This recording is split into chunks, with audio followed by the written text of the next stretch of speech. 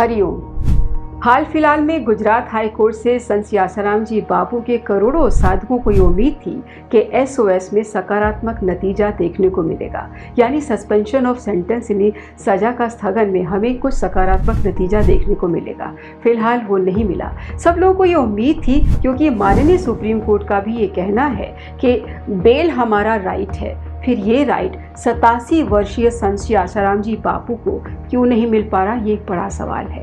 संत सियासाराम जी बापू ने पिछले 60 सालों से मानवता के लिए बहुत सारे काम किए। हिंदू धर्म के लिए किया, संस्कृति के लिए किया, देश के लिए निस्वार्थ सेवाएं करी। वो निस्वार्थ सेवाओं का हम आज कोई नतीजा नहीं मांग रहे, लेकिन हमारी ये उम्मीद है कि उन निस्वार्थ सेवाओं को देखते हुए 87 वर्ष की उम्र बापूजी की देखते हुए और उस 87 वर्ष की उम्र के बावजूद बापूजी को इतनी सारी समस्याएं झेलनी पड़ी। 6 बार हार्ट अटैक आया, स्मॉल इंटेस्टाइन से ब्लड का रिसाव और ट्राइजेमिनल न्यूरोलजिया नाम की एक खतरनाक बीमारी जिसका कोई इलाज ही नहीं है, और कोविड-19 का इन्फेक्शन हुआ जिसकी वजह से बापूजी को बहुत सीरियसली एडमिट किया गया। एम्स के डॉक्टर्स ने भी कहा कि आप कैसे चल रहे हैं, हम हैरान हैं। चलने फिरने की भी समस्या है, प्रोस्टेट की भी समस्या है, लिवर भी कमज़ोर है, हीमोग्लोबिन कई बार 3.7 हो जाता है, लेकिन बापूजी को एसओएस नहीं मिलती है।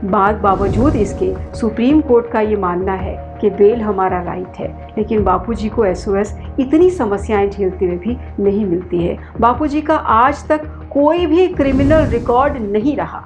जब किसी व्यक्ति का कोई क्रिमिनल रिकॉर्ड नहीं होता तो उसे एसओएस दी जा सकती है, ऐसा माननीय सुप्रीम कोर्ट का मानना है।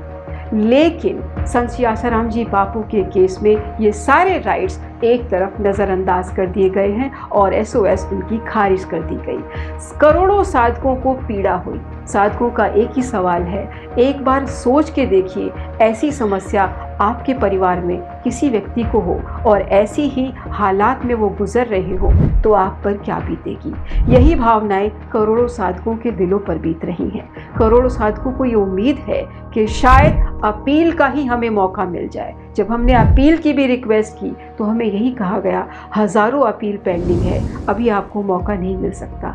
87 वर्षीय संत सियासाराम जी बापू जो इतनी सारी शारीरिक समस्याओं से जूझ रहे हैं, वो कब तक इंतज़ार करेंगे और कैसा इंतज़ार करेंगे। 12 साल पुराना ये केस जिसमें कोई भी ठोस प्रमाण वो लड़कियां नहीं ला सकी।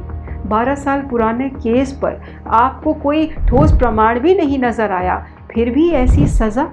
ये एक बहुत बड़ा सवाल है कानूनी प्रक्रिया पर, हमारी न्याय प्रणाली पर। और हम सब उम्मीद करते हैं कि संत सियासाराम जी बापू की परिस्थितियों को देखिए, उनकी उन क्रियाओं को देखिए, उनकी उन सेवाओं को देखिए, और वो सत्संग जिसके ज़रिए उन्होंने करोड़ों लोगों के जीवन में इतनी अच्छी बातें डाली, करोड़ों लोगों के जीवन में इतनी अच्छी दिशाएं दी, हज़ारों बच्चों को उन्होंने वो सिखाया जो आप लोग आसानी से सिखा नहीं सकते। मातृ पितृ पूजन दिवस, पहले एक ज़माने में ऐसा होता था, बच्चे बड़े होते थे और अपने माता पिता को वृद्धाश्रम में फेंक आते थे। संत सियासाराम जी बापू ने सिखाया 14 फरवरी के दिन माता पिता की पूजा करो।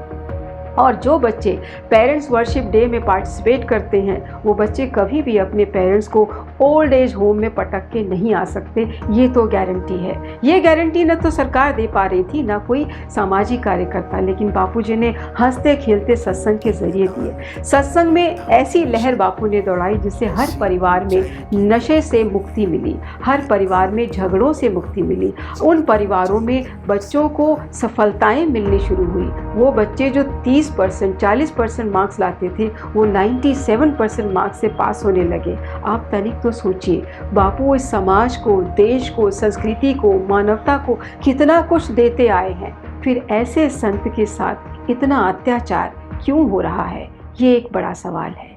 हरिओम।